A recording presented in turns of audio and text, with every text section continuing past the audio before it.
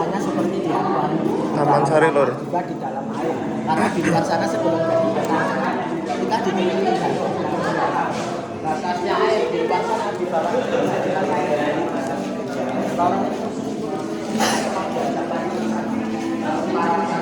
lewat di luar sana pakai perahu. Dan juga bangunan ini tidak begitu luas. Raja kan istrinya banyak. Setiap membawa istri ke tempat Taman Sari itu selalu membawa cambuk, mas. Cambuk atau pecik.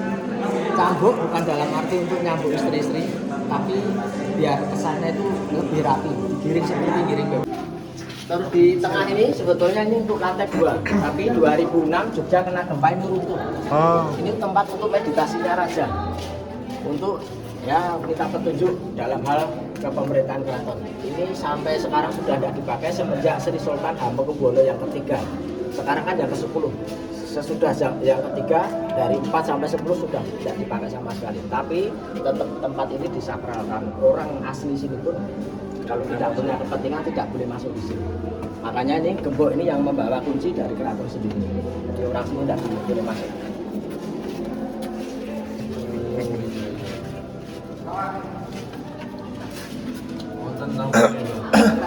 Ada tombol ya. Yuk. Ya, kalau Taman Sari tempat rekreasinya putri-putri raja untuk mandi bersama. Tapi untuk rutinitas mandi tetap di keraton. Ini cuma sebatas kalau raja mendaki. Biar tukangnya mau ngendi, Pak? Nah, di lingkupnya keraton termasuk Taman Sari itu yang mendirikan Sri Sultan Hamengkubuwono I. Kalau keraton itu berdiri tahun 1755. 3 tahun kemudian 1758 baru bangun lingkupnya Taman Sari. Arsiteknya orang Portugis. Orang Portugis asli. Semuanya bentuknya seperti kubah masjid. Karena kembali lagi karena sampai sekarang kan menganut agama Islam. Tapi Islam sejawen. Jadi meskipun menjalankan sholat 5 waktu tidak lepas membakar sesaji atau membakar apa saja. Sarjen. Baik kuat ya, Mbak. Biasa aja. Semuanya masih asli. Ya nggak asli cuma polesan-polesan luarnya. Cuma pengadasannya tebel. Pengadasannya nggak asli. Jadi nggak bisa Baik kuat, baik. Nggak ada semen dulu. Lemah. Rumah paling bagus di area lingkup Taman Sari Lor. Pemandunya bersama Bapak Sugeng Bambang. Bersama sopir kita. Udah ya. Kita masuk ke dalam kawasan Taman Sari. Buah ini kesukaannya raja. Buah apa nih? Kelengkeng? Kalau sawu kan di dahannya, kalau ini di batangnya. Buah apa? Buah ini namanya buah kepel. Buah kepel. Kenapa disebut buah kepel? Karena buah ini kalau sudah masak, kalau sudah sekepel. Kalau belum sekepel belum masak. Jadi ini masih keras. Nah, kenapa ditanam di lingkup sini? Karena ini untuk menambah stamina, untuk keperkasaan. Nah, dikarenakan raja sudah tidak pernah ke sini, otomatis nanti ini yang makan karyawan karena ini tidak dijual belikan. Terus ini ada gardu, kalau kita hitung ada 4, 1, 2, 3, 4. Ini yang disebut gardu sekawan atau gardu 4. Gardu sekawan. Ini di dalam dulu aslinya untuk gamelan. Nanti kalau putri raja datang, gamelan dibunyikan untuk suatu penghormatan. Karena istri-istri raja pada datang, gamelannya dibunyikan. Oke, kita ini perempatan ini batasnya para prajurit, jadi prajurit sudah tidak boleh masuk sana karena itu tempat mandinya putri-putri raja. Itu batasnya. Ini karena masnya kan bukan prajurit, nanti masuk sama saya. Bisa masuk. Bisa masuk lewat orang dalam.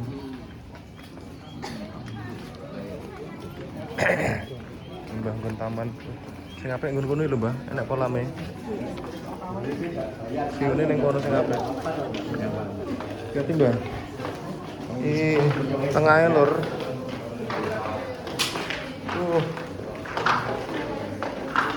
Sangat megah. Luar biasa.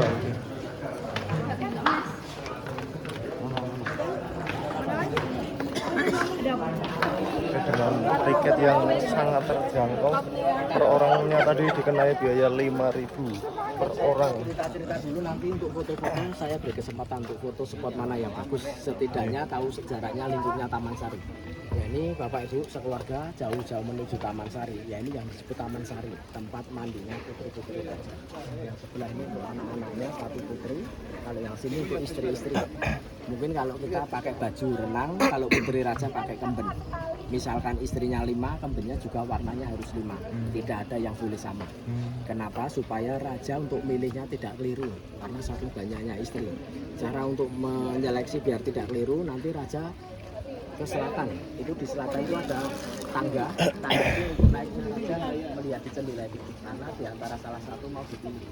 Begitu melihat kok saya suka yang kemben merah, nanti raja turun berdiri di tangga sana. Semuanya pada mendekat. Kenapa? Karena raja sudah membawa segepak bunga. Tujuan bunga ini untuk melempar mana yang dikehendaki.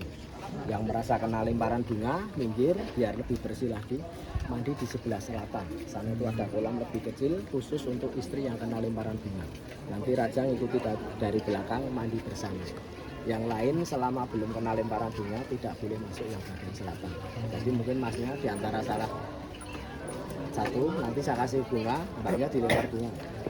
Tapi nggak usah mandi ya mbak, karena tadi lupa nggak bawa kemben. Ya. Nah itu nanti ada urutannya sebentar ya. Nah terus ini air, ini sudah bukan aslinya lagi. Dulu dari sumber air atau mata air, sekarang sudah diganti dari air pump. Karena sudah 250 tahun yang lalu, 1758. Air itu sampai luber di sini. Makanya potnya tinggi-tinggi, kalau nggak tinggi terlalu. Fungsi pot ini untuk bunga-bunga pengharum ruangan, mawar, anggrek, kenanga. Jadi ruangan sini harum semua.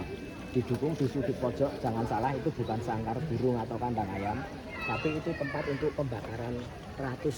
Jadi nanti pembakaran ratus rempah-rempah yang dibuat dari keraton, nanti kalau kena angin harum sampai lorong bawah tanah yang tadi kita lewati. Mungkin untuk cerita, kalau saya cerita terus nanti tidak ada habisnya. Kita iklan dulu, kita foto di tengah sini, saya ambilnya dari sana biar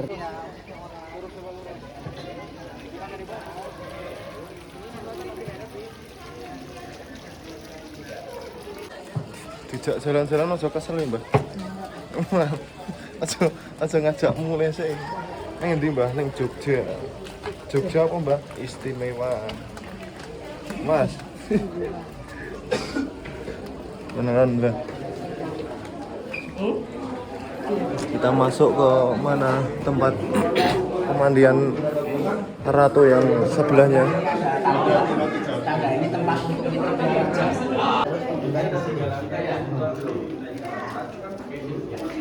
Ini untuk tiduran raja, maka sama arsiteknya orang Portugis dibuatkan jendela kanan kiri. Begitu raja bangun, menengok sebelah, lihat istri yang belum kena lemparan bunga. Kalau menengok sebelah, jadi nggak tidur karena dari sana sudah diajak-ajak, ini diajak mandi bersama. Akhirnya bangun. Nah ini kalau sudah selesai kita ke bawah. Kita ke kolam sebelahnya. Kita menuju ke kolam sebelahnya, jaga jarak dan gunakan masker. Oke. Nanti untuk merias diri dan bersolek, zaman dulu belum ada yang namanya kaca atau cermin. Nah, ini cerminnya ini dikasih air yang jernih, yang tenang untuk bercermin. Jadi dulu belum ada cermin. Nah sekarang saya mau dari pertanyaannya Mbak tadi untuk raja itu istrinya.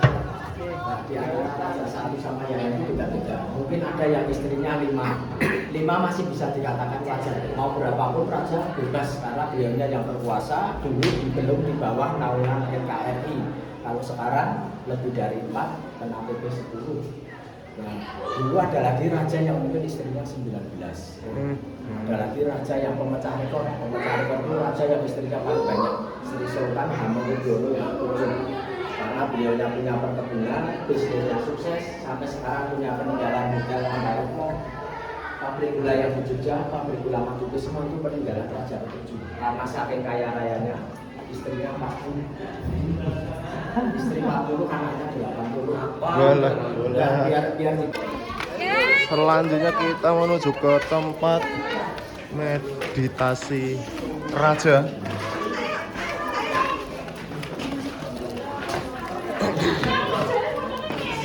Karena zaman dahulu kalau punya pengharapan harus meditasi atau semedi.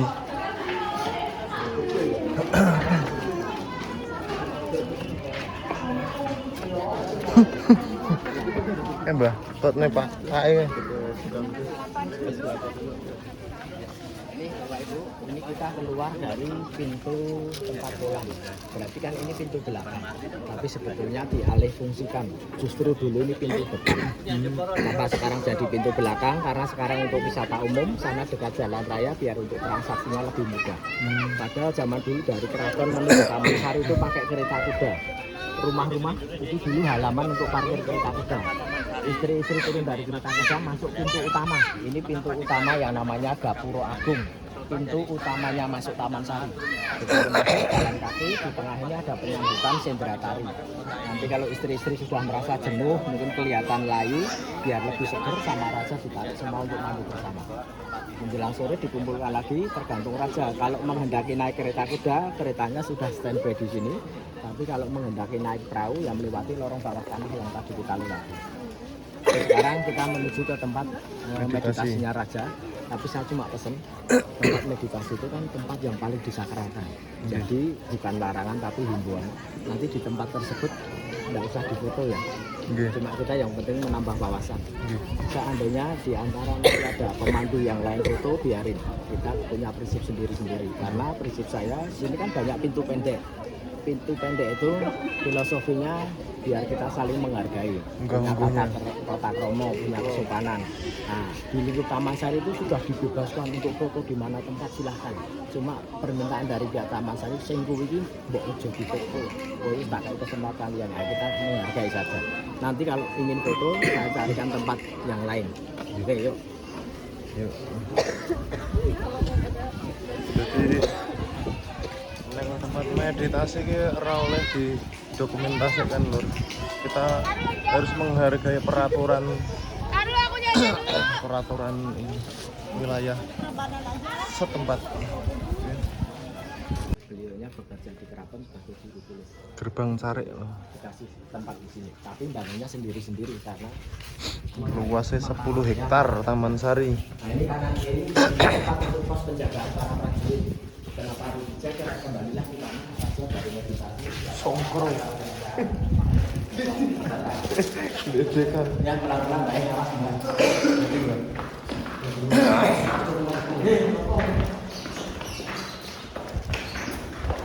Wisata petilasan. Baik, Pak. Belum ya. Gawene zaroh ae.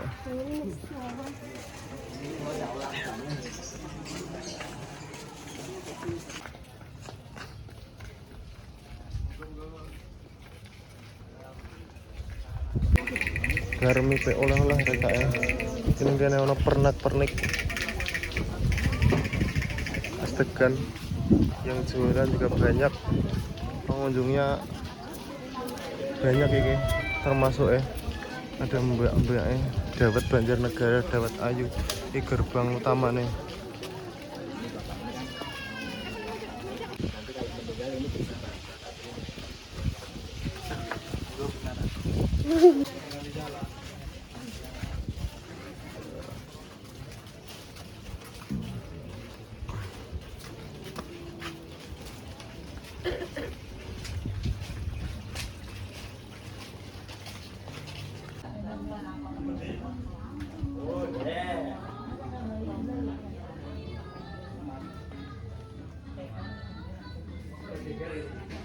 Tidak ada yang di tingkat, mungkin ada yang satu dua. Kenapa? Karena mungkin misalkan saya sebagai orang tua pesan sama anak cucu, jadi harap dari rumahnya ini mau rezeki dari Singapura. Ini lebih sekali-kali setingkat. Kenapa? Karena tempat tinggalnya raja keraton masih tidak di tingkat, kesannya kurang etis. Nah, itu nanti dilanggar. Ya tentunya kalau kita orang Jawa ya pulang. Jadi kembali lagi ke kepercayaan Mbak. Dan tidaknya tergantung kita saja.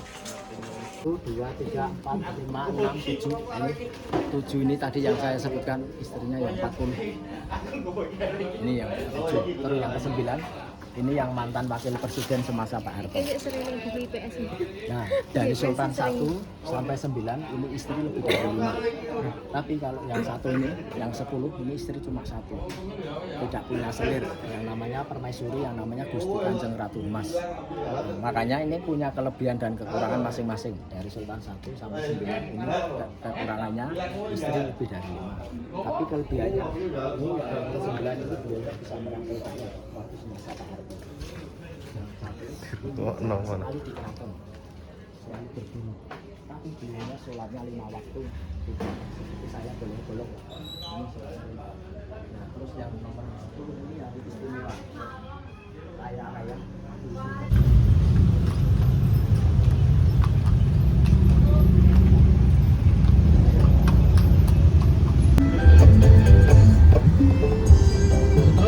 Akhir perjalanan pulang di Taman Sari, Kota Yogyakarta. Sampai jumpa kembali semua. Foto gratis. Sing foto selawe aku. Sampai jumpa di lain waktu.